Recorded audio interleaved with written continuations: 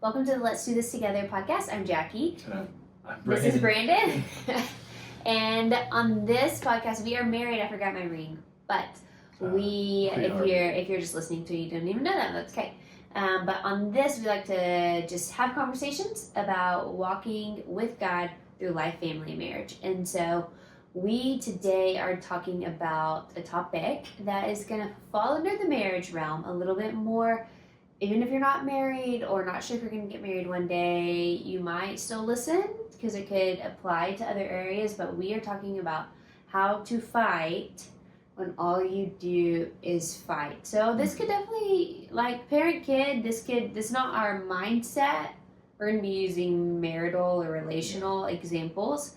But if you have this situation with one of your children or children like siblings, then I'm sure it could be helpful as well. Yeah, pretty much anywhere where there's just ongoing conflict that just seems impossible to resolve, and like you don't know, like literally just do not know what to do about it. Yeah. So let me hear your thoughts. Why do you think we get in this place where it's just conflict ongoing and ongoing and ongoing?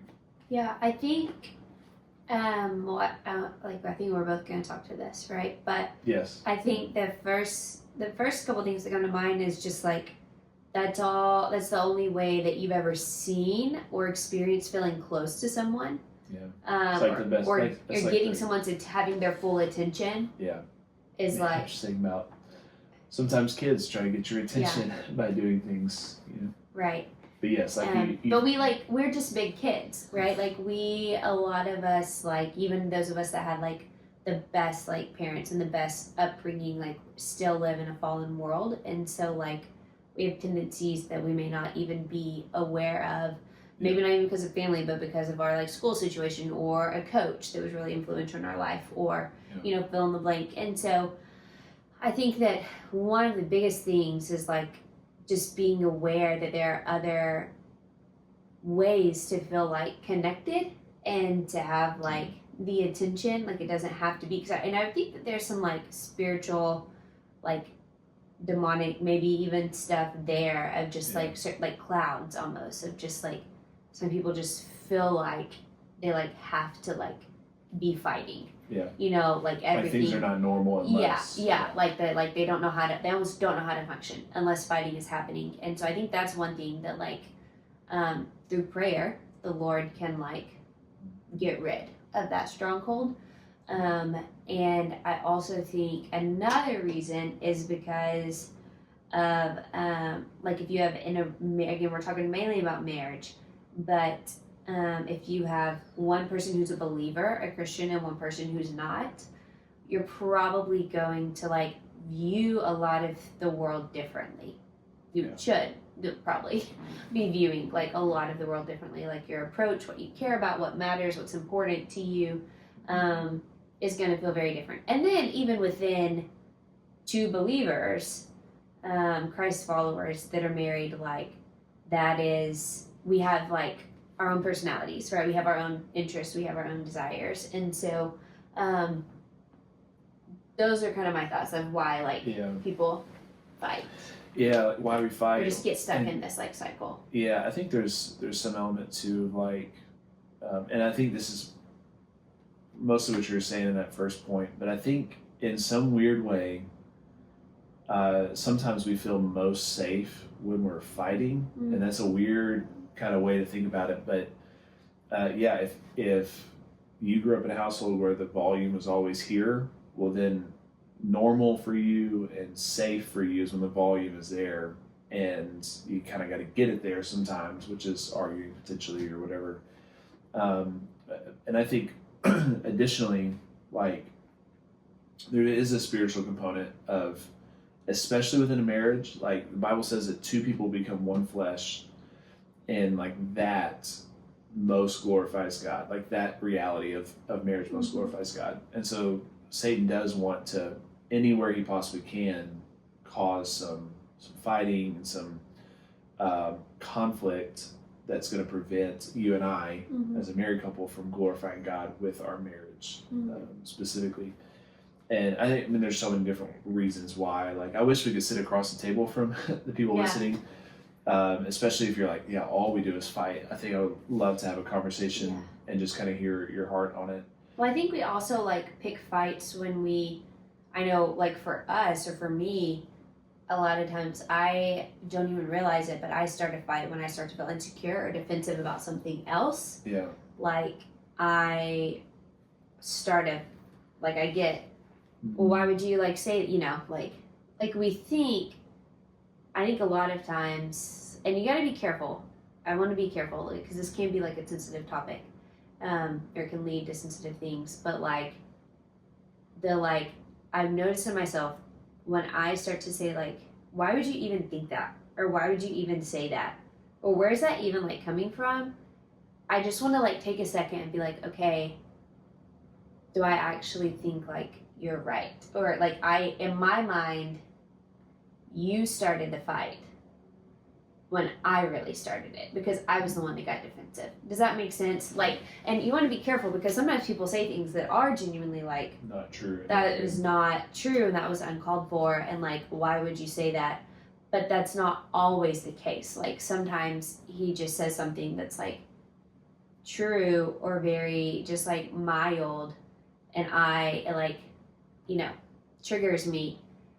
And so I'm acting like he started the fight, but really I'm the one that's like using a tone and having attitude and like kind of attacking and accusing him, which like drags him into it, and then he has to decide, okay, am I gonna like fight back or am I gonna, and so it can be just like very like how to fight when you fight, when all you do is fight. Like there's a lot of, if you feel like all you're doing is fighting, like there's a lot of like a lot of patterns that have been built up. Layers it's funny, there. You you started with sometimes it's insecurity, and in my brain I was like, oh, I'll share mine. It's more pride, but then everything you said after that was what I was going to say about pride. Well, insecurity is pride. Yeah, they're connected. Yeah. Like you feel insecure when you're being prideful, and you feel prideful when you're being insecure. So on and so forth. And so, but yeah, I would say the same, like just the pride of like, if I'm already like trying to overcompensate and be something, or because I'm insecure about that thing, well, when you just poke that a little bit, not even intentionally, I'll get really defensive and whatnot. And if that's the pattern you've built up in your marriage, which I would say for us, it probably was at some point, years 2 and 3, then it feels like it's just constant, like, okay, here we are doing this again. And I think the reason why we want to do a podcast like this is because I think too many marriages are either you're just kind of barely making it and you're just in this cycle of fighting, or you just eventually kind of concede like, well, I guess we just weren't meant for each other or whatever, because all we do is fight. But the reality is, like, that's what we do as people, is we fight. And because we're humans and we have conflict. And so what do we do about it? What do we do about fighting all the time? I know. Why don't you go first? What are your thoughts? Well, you were not anticipating me to say that? I was not anticipating what came to mind for me to say. Here's what I would say. We obviously planned these out really well. We're so planned. Year number 2 and 3 for us was quite challenging. For lots of different reasons. Honestly, it was so long ago. We've been married for like almost 12 years now. So that was a long time ago. It was a decade ago. That we were literally staying up until like 3, 4 in the morning trying to resolve an argument. And so we were sleepy all the time, which probably made us argue more. But what came to mind, like, about what do we do about this? I do remember the Lord compelling me. Like at some point he was like, hey, this is just, no matter what it takes, this has got to change. And I fasted for, I remember that. I don't know how many days it was. Yeah, I don't remember. Maybe a day. It wasn't a full fast. Yeah. Well, you said how many days it was. You didn't do a full multiple day fast. I thought I did, but maybe I just think more highly of myself. Yeah, I did a fast. Yeah. I did a fast. I think it was like dinner or something. I fasted from something. For sure food, but I can't remember how long. And you asked what I wanted for dinner. Yeah. I said, I'm not eating. And I just remember your response being like, wait, what? Why? And I think you probably knew that the reason was fasting, but you were like, why are you fasting? Right. Yeah. And I think I said something like, because our marriage sucks and needs to change. And honestly, that was a real turning point for us. Because there probably was some spiritual stuff going on. There was probably a lot of me stuff going on.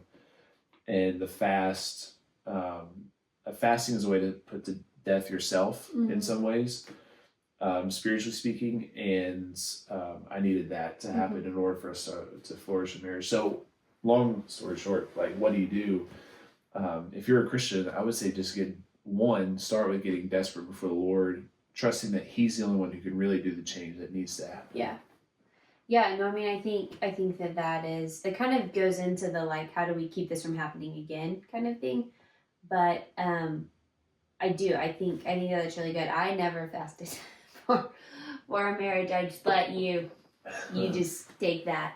But I think in some ways, like, that's what's supposed to happen also. Like, as the head of the household and the leader, like, you or the husband wears to some degree a responsibility and a weight that I do not wear and I cannot wear. And that's not to say that, like, I don't equally try hard and, like, be humble myself. And I could have joined him in the fast or could not have, either way. But I think that I remember for me that I don't remember what all we, like, were fighting about. I remember feeling maybe like during that time, like, you weren't understanding me, you weren't actually listening to me, you weren't hearing me. And all of that is like, okay, you don't even, like, care about me. You don't care about my opinions. You don't care about my thoughts. And so I remember whenever you said that, it's like, oh, wait, he really does care about me. And so that, I do think it did things spiritually in the spiritual realm. And I think it was really helpful for me to know that he really did, like, care about me. Like, he cared enough about me and our marriage and how things were going to take, like, a drastic measure and on his own. And that's not to say, like, you can't, if I would have asked him and he would have done it, but I do think there's something specific about, like, whether someone asks you or not, like, you taking the responsibility, like, you as the husband taking the responsibility for, like, the direction of this. And I think that was just, like, really helpful. Which, what you said goes into the second thing I would say on, like, what to do. Very simply, I would say take extreme ownership for your stuff. Like, it was during that year 2 and 3 where I realized, like, I actually have to own up to my mistakes, sometimes accidentally, sometimes just outright sin. Like, I have to own up to that, but not just in the way of, like, okay, I want talking to you, take responsibility, but, like, the moment that I realize I've messed this thing up, I need to go to the Lord and say, okay, God, here's what I need to confess to you. Here's what I need to release to you. Is there anything else I've messed up?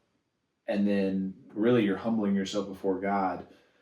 And then going to you, say, okay, here's where I realize I've messed up and the Lord showed me this. I need to ask for your forgiveness. Because involving the Lord really humbles you. Yeah. And, like, you are his daughter. Yeah. And so I have to treat you like, yes, you're my wife, but you're his daughter.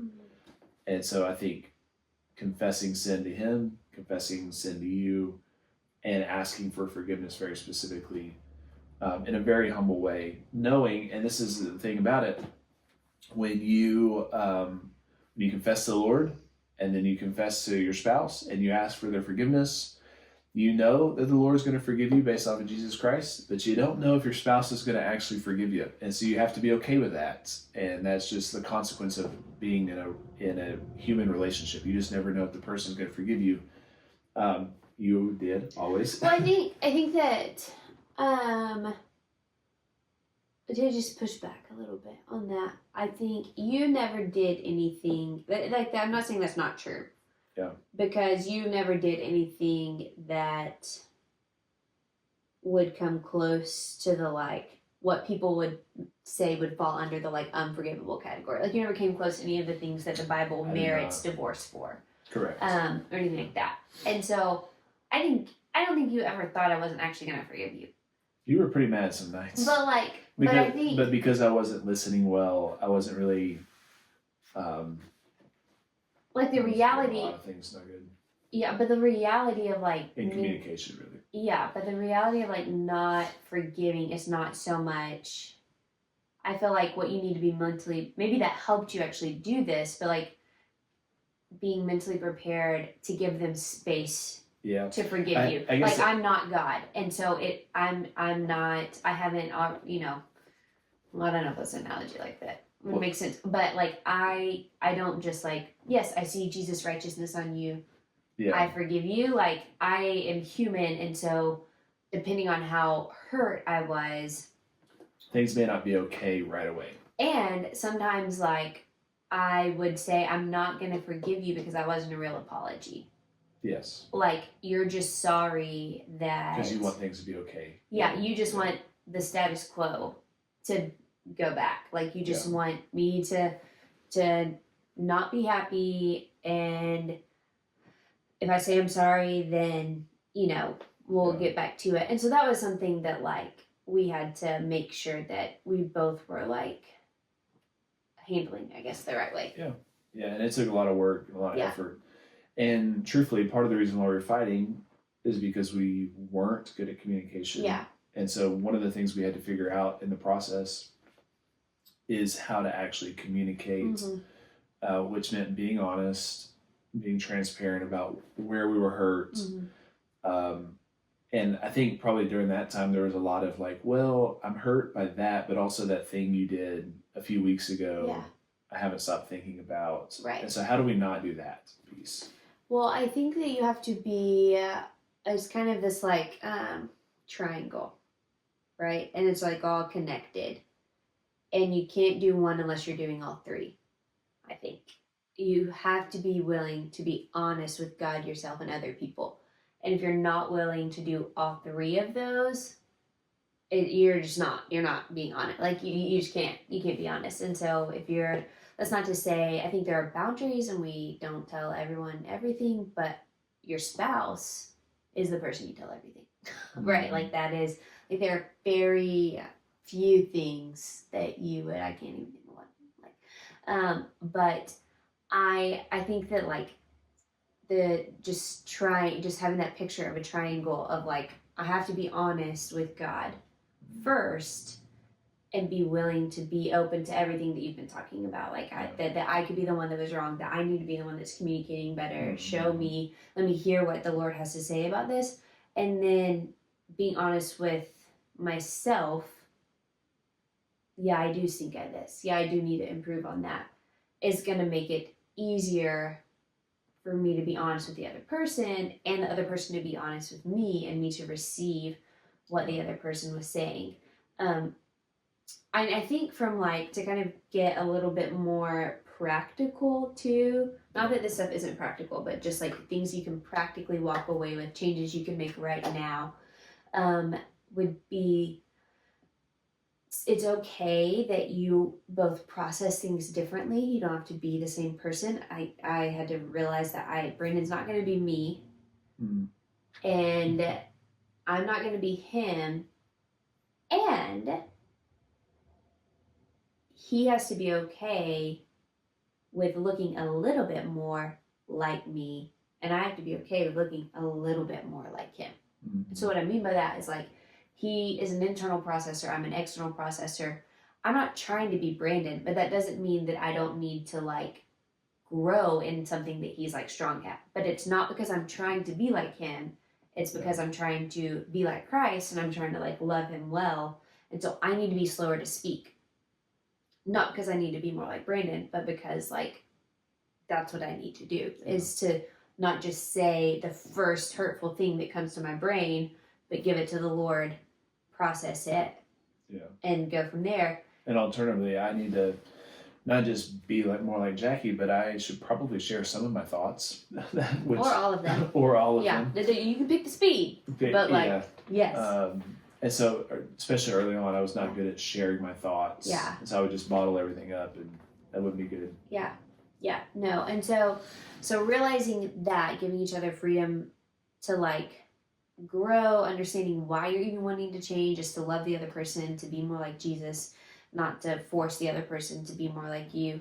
I think another thing is being able to pick the situation, just discern, as the Holy Spirit help you discern the situation. So sometimes like fights turn into fights because it just wasn't the right time to talk about it. Yeah. It's not that the thing doesn't need to be talked about. We are very firm believers that like we talk about everything, like we don't withhold anything, but it's not always the right time to do it. And you do have to be careful because sometimes you can fall into, well, I just want it to be the right time, and then you like never talk about it. So it never goes beyond a week. Like it's just a safe little like cap is like, and even then, I would say what we have started doing is like, if it's not the right time, I just say something like, hey, we need to talk about this. Yeah. When do you want to do that? And honestly, a lot of times you end up saying, well, let's just talk about it right now. And even that little like, hey, we need to talk about something allows you to kind of like prepare a little bit. Yeah, like takes the blow instead of me just coming in of like, you're not doing this good. It's not like the first words out of my mouth. Yeah. We're able to prepare. But then there are times where it's like, hey, no, this is like gonna take a while. We really need to talk about this. Yeah. We're gonna have some alone time on this day. Yeah. Just be prepared for it to be a hard conversation, kind of thing. Yeah, I think just a general principle on that kind of thing is it true? Is it helpful? And is it the right time? Yeah. You know, sometimes you don't know if it's true or not. Like you have a thought, and you like get mad about the thought. You're like, wait, that's not. I don't even know if that's fully true. Yeah. So is it true? Is it helpful? Like sometimes I'm sure there's been plenty of things where you've wanted to say, but you're like in the moment, you're like that would not be helpful right now. But then the last one, like you said, is it the right time? Yeah. So how do we prevent this cycle? How do we stop the cycle and move forward without fighting ever again? Yeah. Well, I definitely think that that's not possible, and I definitely think Not possible. I definitely think that just growing in your own humility and allowing.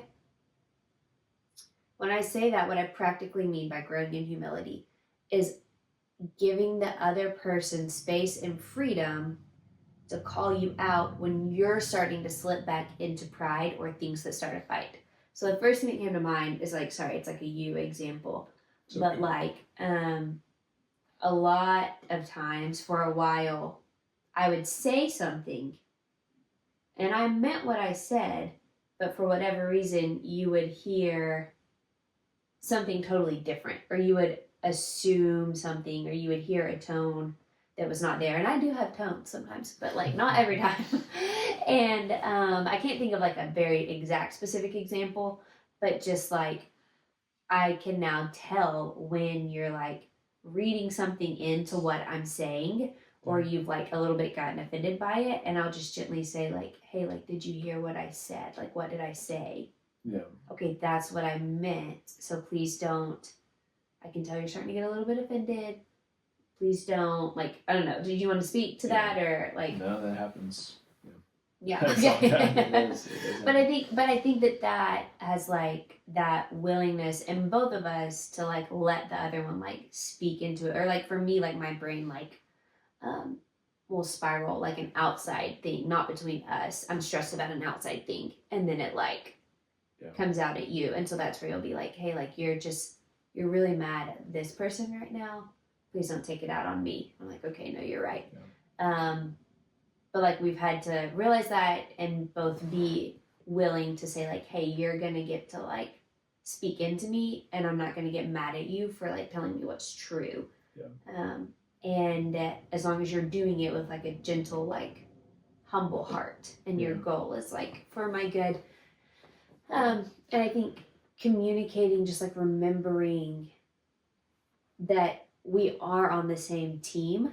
Yeah. Like we're not fighting, like the fight is not against each other, but the fight is for each other.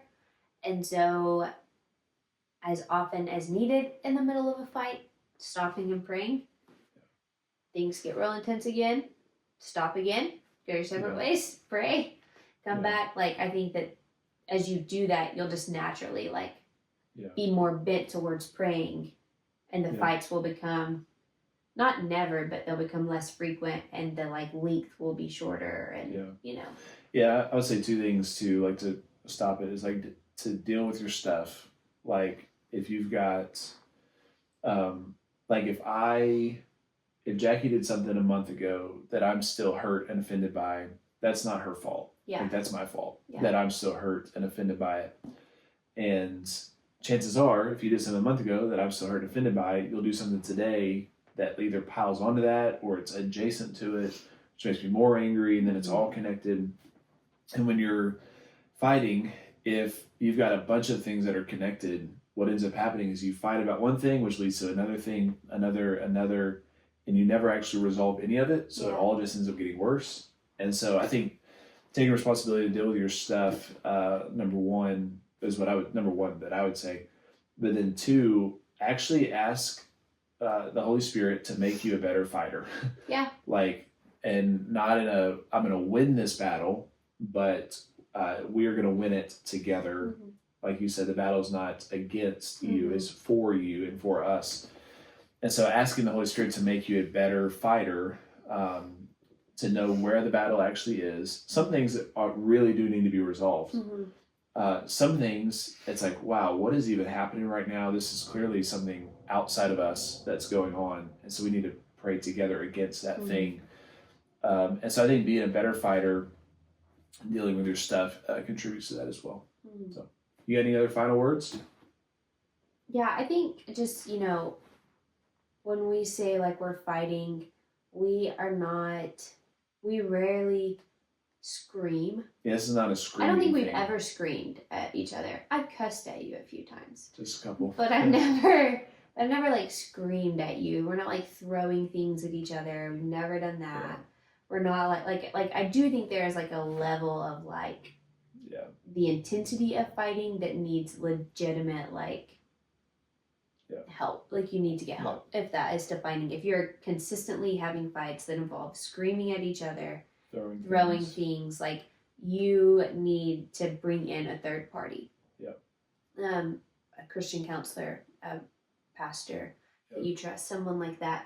And that like whenever we're fighting, it's because of we're not seeing eye to eye on things. We're not like it's not